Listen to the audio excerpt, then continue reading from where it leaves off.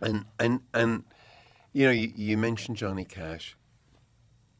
I had the blessing in my life of getting to know him, and as a believer, I don't know if you know, I'm a believer. I'm just not a very good one, but there was not a pious bone in his body, and I learnt that about the company he would choose. He didn't like he got nervous around people who were too self-righteous, and he had this huge spirit in him, you know, prayerful spirit.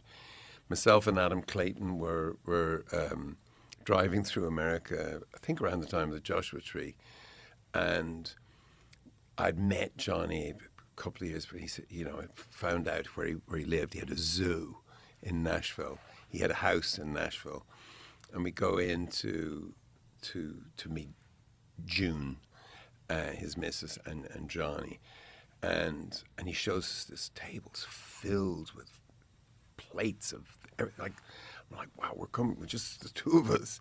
He said, no, honey, that's my cookbook. I'm just doing a photo shoot for my cookbook. We're in here, you know, we're having a.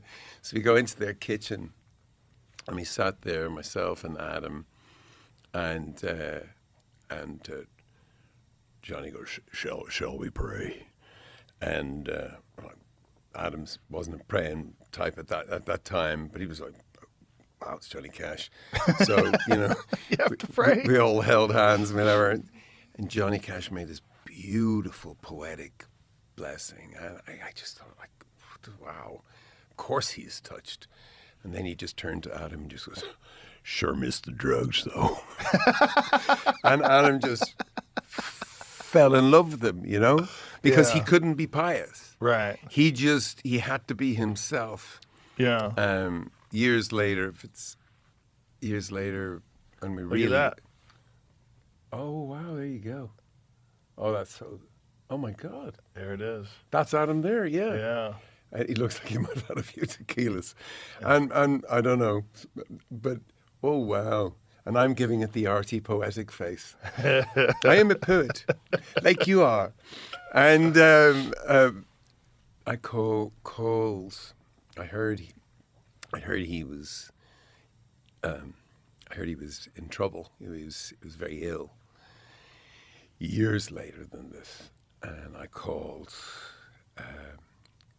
up, and June answered the phone. Excuse the poor Texas accents, all you Texans out there, but she was like, or Nashville in her case. She was like, oh, Bono, wow, thank you for calling. It's so good to hear from you. How's Dublin? How's Alley? How's the Burlington? This is a hotel, right?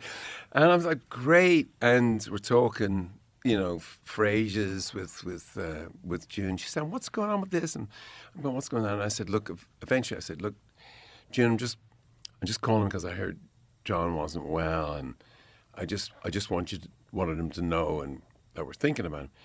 She said, oh, honey, we're in bed. He's right beside me.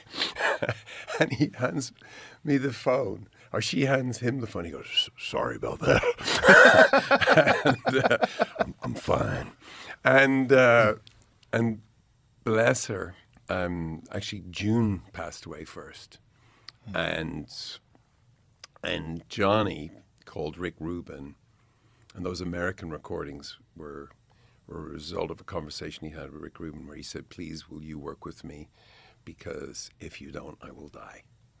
Wow. And that's what, if you hear those American recordings, amazing version of Nine Inch Nails. Hurt. Yeah. Did a version of One. Also, Depeche Mode's Personal Jesus. I mean, it's just, what a voice. Yeah.